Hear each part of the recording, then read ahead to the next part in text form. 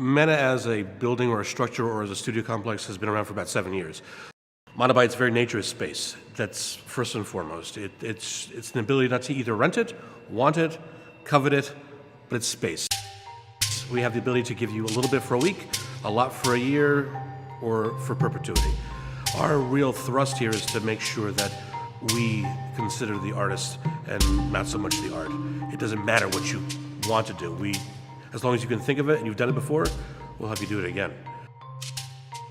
What makes Mana different than say going to see art in another institution or a gallery is that, especially during the open house, it really was conceived mainly for the artists here to open up their doors and allow people to come and see their artwork. As a viewer, you can come in and you could basically choose how you want to see anything. If you just wanted to come in and you were looking to see artists in their space working, you have that. If you want to see that and go and actually see a sort of curated experience, you have that.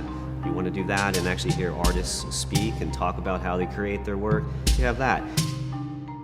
Okay, so this building that we're in right now was nothing but 7 stories of corrugated metal. So you got 2 guys, they started with a moving van, they come together, and they create this powerhouse moving company. Moishman and Jean LeMay, the founders of this place, are hell-bent on making everything that we have accessible to the right kind of art.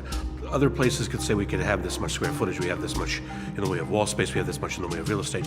But if you do nothing with it, if it's just an empty canvas, who cares?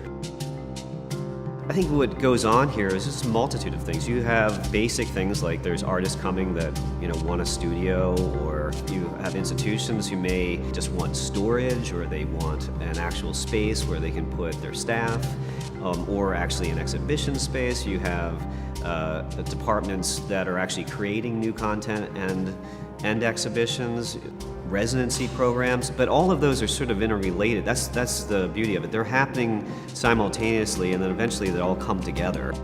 This is the culmination of what Gene always said this place could be. It will be a second place like DIA is up in Beacon, like any other good institution of art. We'll give a space to an exhibit for a year and a half so that everyone has the ability to see this thing outside of an open house or outside of an opening, or just to come and just reflect there for 3 or 4 hours. We'll give you a year and a half of space to do that. It's about creating a community of people that are here working together, creating together, and hopefully, giving back to the community. Art is always this ever-evolving thing.